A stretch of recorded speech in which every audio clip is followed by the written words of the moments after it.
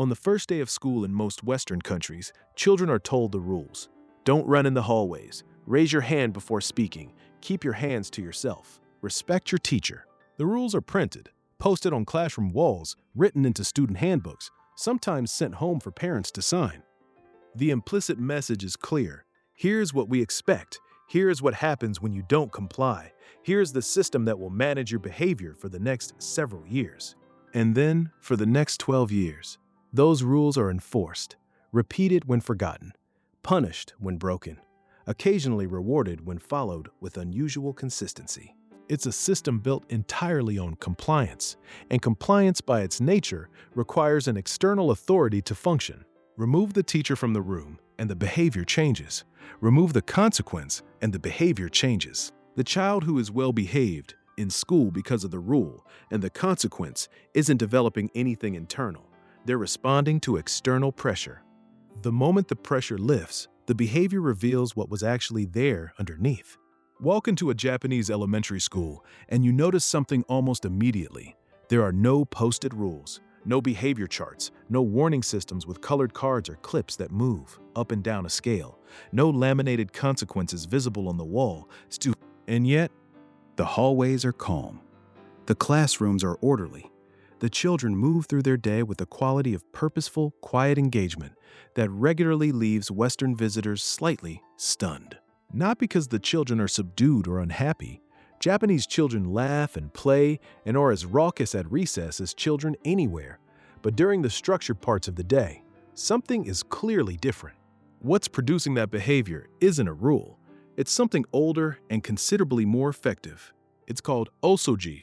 Every single day, across every public school in Japan, students stop their academic work at a designated time and clean. Not in a token way. Not in the way American students sometimes wipe down a desk at the end of a semester. A real, structured, systematic cleaning of the classroom, the hallways, the stairwells, the bathrooms. Students as young as 6 are assigned specific zones and specific tasks. They work in silence or near silence for 15 to 20 minutes. Then the school day continues. No janitor arrives to do it afterward. No adult supervises in a hands-on way. The children are the custodians of their own school. This has been true of Japanese schools for over a century. It is not a program or an initiative. It is simply part of what school is. Most Western observers, encountering osoji for the first time, assume it's primarily about cleanliness, that Japanese schools are clean because students clean them. That's the visible output, but it's not what osoji is actually for. Osoji is an instrument of identity formation. And the distinction between the two, between cleaning as an outcome and cleaning as an identity process, is the distinction between a school that manages children's behavior and a school that shapes who children become. There's a concept in developmental psychology called behavioral identity integration. It describes the process by which a behavior, performed repeatedly over time in a stable context, ceases to be experienced as an external demand and becomes part of the self-concept. The person stops doing the behavior because they're told to, and starts doing it because it's what they do, because it's who they are. This is the mechanism behind every durable habit any adult has ever built. And it's the mechanism behind the behavior of Japanese school children that so consistently surprises Western visitors.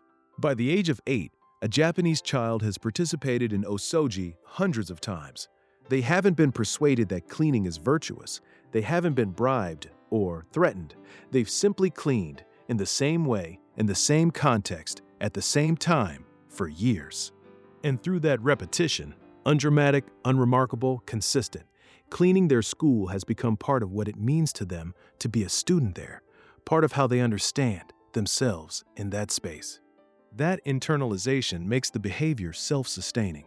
It no longer requires the enforcement architecture of Western behavioral management. The child who has integrated the behavior doesn't need to be reminded. There's no compliance tension because there's no compliance. There's just identity. Osoji doesn't operate in isolation. It's part of a broader educational philosophy in Japan that distributes responsibility across students in ways that have no equivalent in most Western systems. Lunch is another example. In Japanese schools, students serve each other. There are no cafeteria workers behind a counter scooping food onto trays. Students put on white coats and head coverings, carry the food from the school kitchen to their classroom, serve their classmates, and afterward clean up and return the equipment. This happens every day. This might seem like a practical solution to a logistics problem. It isn't designed that way. It's designed as an education. Students who serve their classmates learn, at the level of direct physical experience rather than instruction, what it means to take care of a community, what it requires, what it costs when someone doesn't show up, what it produces when everyone does. The concept running through all of this in Japanese educational philosophy is soji suru kokoro, the spirit of cleaning, or more broadly, the spirit of serving, taking care. It refers to the internal orientation that emerges when a person genuinely takes responsibility for their shared environment, not as an obligation imposed from outside, as an expression of who they are and what they value. This is not a Japanese exceptionalism argument. It's a developmental argument. The practices that produce this internal orientation in Japanese children are not mysterious or culturally untranslatable. They are applications of mechanisms that developmental psychology has independently identified as the most durable foundations of self-discipline: consistent routine, genuine responsibility, identity-level repetition, and the experience of direct consequence. The research on this is not sparse. Carol Dweck's work on identity and behavior spans decades and makes the same fundamental point. The most durable behavior change comes not from rules or rewards, but from shifts in self-concept. Who you believe you are determines what you do, far more reliably than any external system of management. Angela Duckworth's research on self-discipline in students found that the strongest predictor of disciplined behavior was not intelligence, socioeconomic background, or even family structure. It was the presence of consistent routine. Specifically, routines that were daily, non-negotiable, and attached to a sense of belonging. Students who participated in activities that carried group identity and regular ritual outperformed students without these structures across every disciplinary measure. Osoji is, among other things, a daily, non-negotiable routine attached to a strong sense of group belonging. Every child does it. No one is exempt. The shared nature of it creates a communal identity around the act itself. We are the people who take care of this place. That community of identity, once established, is self-reinforcing. Deviating from it, leaving your zone uncleaned, not doing your share, doesn't just violate a rule. It violates who you are in relation to your community. And for most children, that is a far more powerful deterrent than any posted consequence. What this means for parents is both simpler and more demanding than most parenting advices. Simpler, because it doesn't require complicated behavioral systems or reward structures.